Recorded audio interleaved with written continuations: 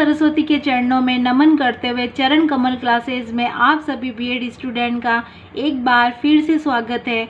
आज के वीडियो में हम जनरल साइंस सब्जेक्ट का फाइनल लेसन किस तरह से बनेगा उसकी जानकारी प्राप्त करेंगे। आज का हमारा टॉपिक रहेगा पदार्थ। पदार्थ है आपके जनरल साइंस जिस स्टूडेंट के जनरल साइंस सब्जेक्ट है वो अपने फाइनल लेसन के लिए पदार्थ टॉपिक पर अपना लेसन तैयार कर सकते हैं। सबसे पहले आप जब अपना लेसन बनाएंगे आपको लेसन में सामान्य उद्देश्य लिखने हैं। ये सामान्य उद्देश्य आपके विषय से संबंधित रहेंगे, आपके सब्जेक्ट से संबंधित रहेंगे। आपका सब्जेक्ट सामान्य विज्ञान है।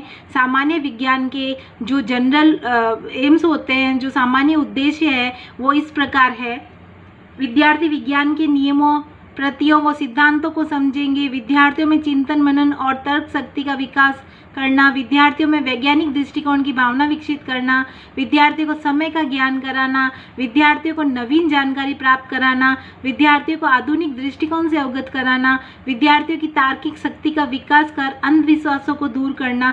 सबसे पहले हम जब हमारा लेसन लिखना शुरू करेंगे, लेसन बनाएंगे, सबसे पहले हम सामान्य उद्देश्य लिखेंगे, उसके बाद विशिष्ट उद्देश्य लिखेंगे। विशिष्ट उद्देश्य आपके टॉपिक, आपके प्रकरण से संबंधित बनेंगे। तो हम सबसे पहले ज्ञानात्मक विशिष्ट उद्देश्य बना रहे हैं, जिसमें आपके जो शिक्षण बिंदु है, जैसे पदार्थ की अवस्था, पदार्थ के गुण, तो ये शब्द हम काम में लेते हैं। शिक्षण बिंदु से संबंधित विद्यार्थी पदार्थ की अवस्थाओं का प्रत्यास्मरण कर सकेंगे। विद्यार्थी पदार्थ के गुणों का प्रत्याभिज्ञान कर सकेंगे। हमारे पिछले वीडियो में आपको अच्छे से बताया गया है किस तरह से ज्ञानात्मक के उद्देश्य में कौन कौन से शब्द आपको काम में लेने हैं, जैसे प्रत्यास्मरण, प्रत्याभिज्ञान। उसी तरह से अवबोध वाले जो आप उद्देश्य बनाओगे उसमें आप व्याख्या करना, अंतर स्पष्ट करना, तुलना करना, वर्णन करना, इस तरह के आप अपने विशिष्ट उद्देश्य बनाते हैं।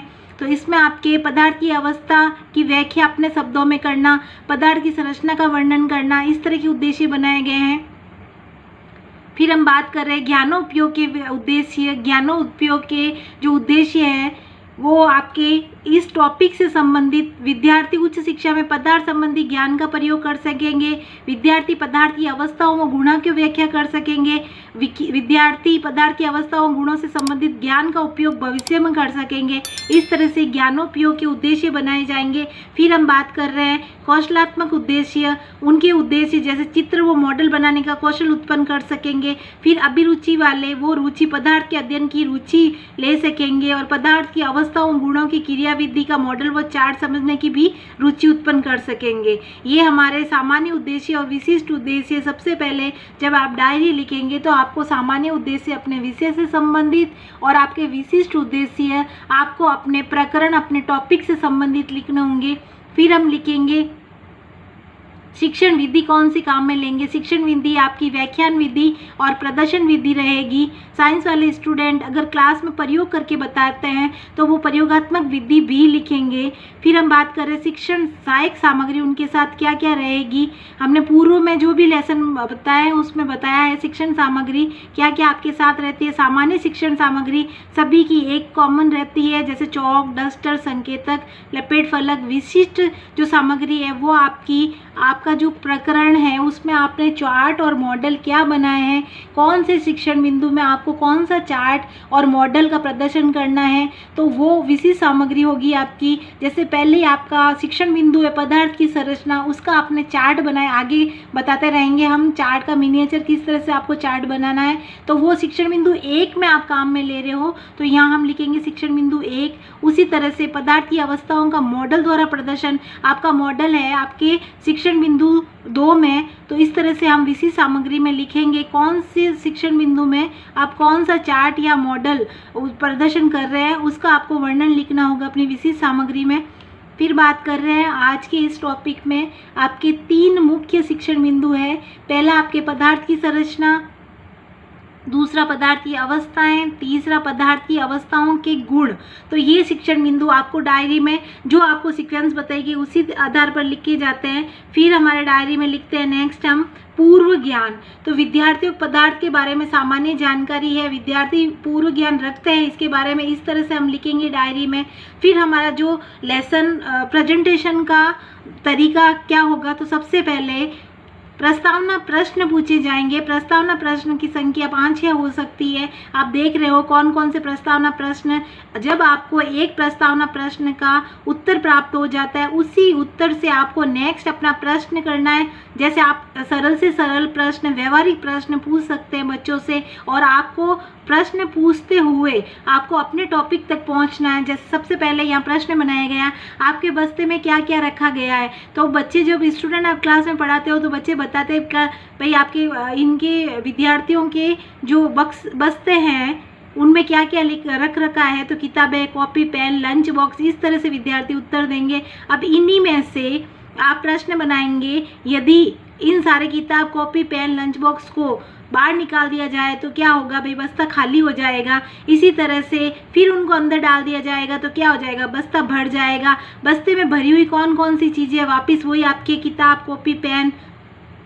अब हम लास्ट क्वेश्चन करेंगे, किताब, कॉपी, पेन आदि को विज्ञान की भाषा में क्या कहते हैं। इसका उत्तर विद्यार्थी दे भी सकते हैं तो वो संभावित उत्तर होगा, और विद्यार्थी नहीं भी दें उसी के साथ आपको अपना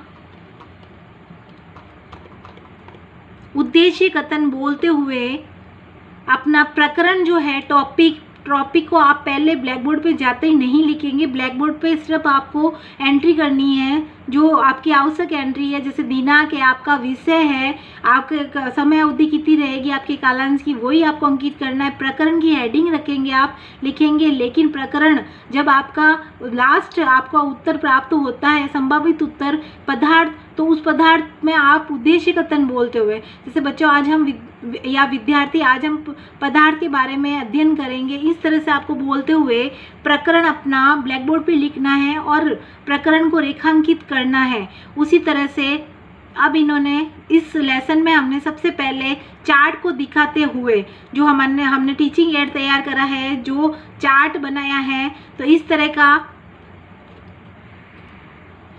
पहले शिक्षण बिंदु का चार्ट दिखाते हुए हम विद्यार्थियों से प्रश्न करेंगे कि ये जो चार्ट दिखाया जा रहा है इसमें आपको क्या दिखाई दे रहा है, या फिर ये वस्तु जो है किससे बनी हुई है। तो इस तरह से हम प्रश्न करेंगे चार्ट को दिखाते हुए। तो बच्चों का आंसर आपको मिलेगा, ये एक लोहे का जग है, और लोहे का जग क्या होता है, पदार्थ होता है। इस तरह से आपको पहला आपका शिक्षण बिंदु प्राप्त होता है, वो है पदार्थ। और शिक्षण बिंदु लास्ट आपका संभावित उत्तर आपको मिलेगा पदार्थ। पदार्थ आप लिखते हुए आप अपना कथन उसके बाद शुरू करेंगे। आपको क्या पढ़ाना है, पदार्थ के बारे में जो आप सामान्य जानकारी देना चाहते हैं, उस समय विद्यार्थी ध्यानपूर्वक सुनेंगे। उसके बाद इसमें से जो महत्वपूर्ण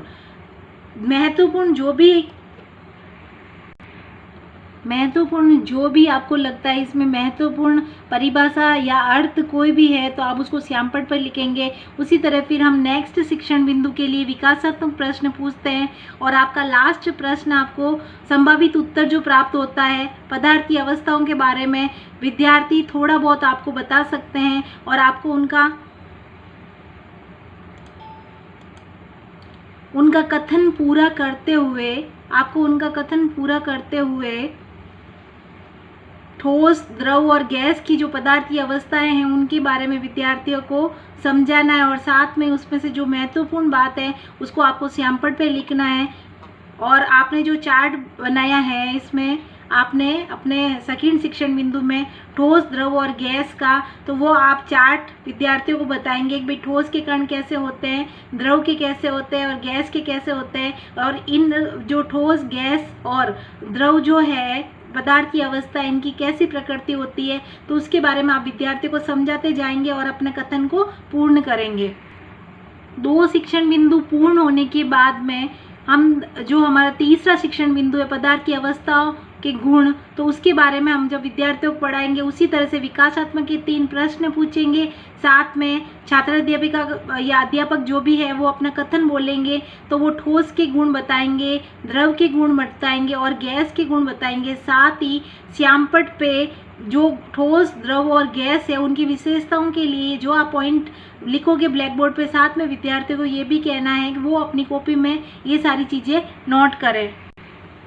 तीसरे शिक्षण बिंदु में आप इस तरह से मॉडल के रूप में क्लास में ईंट ला सकते हैं, लकड़ी का गट्टा ला सकते हैं, कोई और अन्य पदार्थ ला सकते हैं और ठोस अवस्था के बारे में बता सकते हैं कि ठोस अवस्था की प्रकृति कैसी होती है, इसमें पदार्थ कैसे होते हैं। फिर हम बात कर रहे हैं द्रव अवस्था।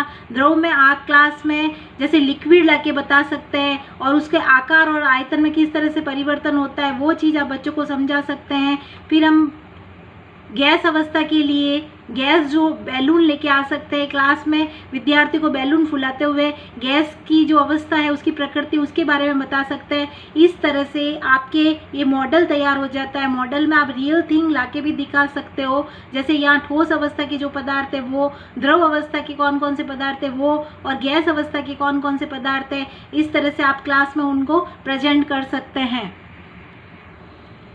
जब आपके तीनों शिक्षण बिंदु पूर्ण हो जाते हैं उसके बाद पुनरावृत्ति प्रश्न पूछे जाते हैं। क्लास में पुनरावृत्ति प्रश्न की संख्या 6, 7, 8 हो सकती है। पुनरावृत्ति प्रश्न जो आप पूछेंगे उनके उत्तर आपने जो कथन बोले हैं उसमें से हो। फिर हम बात कर रहे हैं मूल्यांकन प्रश्न की। मूल्यांकन प्रश्न की संख्या आपकी 8 हो सकती है। मूल्यांकन प्रश्न आपको 3 या 4 तरह के बनाने हैं, जैसे पहले आपने प्रश्न बना दिए 2 बहुविकल्प वाले, 2 आपने रिक्त स्थान के बना दिए, 2 आपने राइट रॉन्ग के बना दिए, 2 आपने अति लघु के बना दिए। इस तरह से, या आप मिलान करो वाले प्रश्न भी बना सकते हैं। तो इस तरह से मूल्यांकन प्रश्न आपको बनाने। मूल्यांकन प्रश्न के उत्तर आपको डायरी में नहीं लिखने हैं, ये प्रश्न आपको रोलर बोर्ड पर लिख के अपने लेसन देने के दिन साथ में रखने हैं। ये जो लपेट फलक होता है, ब्लैक कलर का जो रोलर बोर्ड होता है, उस पे ये प्रश्न घर से लिख के लाए जाते हैं और क्लास में जब पूरा पाठ पुनरावृत्ति प्रश्न पूछे जाते हैं उसके बाद मूल्यांकन प्रश्न पूछे जाते हैं। मूल्यांकन प्रश्न के उत्तर विद्यार्थियों को आगे बुलाकर जो सही उत्तर है वो कोष्टक में भरवाया जाता है। इस तरह से आपका लेसन पूर्ण होता है और साथ ही विद्यार्थियों को आपको एक होमवर्क का, गृह कार्य का प्रश्न डालना है और विद्यार्थियों को कहना है ये प्रश्न नोट करो और आपको होमवर्क करके लेके आना है। आज के लेसन से संबंधित अगर कोई जानकारी आपको चाहिए तो आप कमेंट बॉक्स में लिखकर भेज सकते हैं और प्लीज़ हमारे चैनल को लाइक और सब्सक्राइब करें ताकि आने वाले वीडियो में आप अन्य लेसन की, अपने विषय से संबंधित लेसन की जानकारी प्राप्त कर सकें।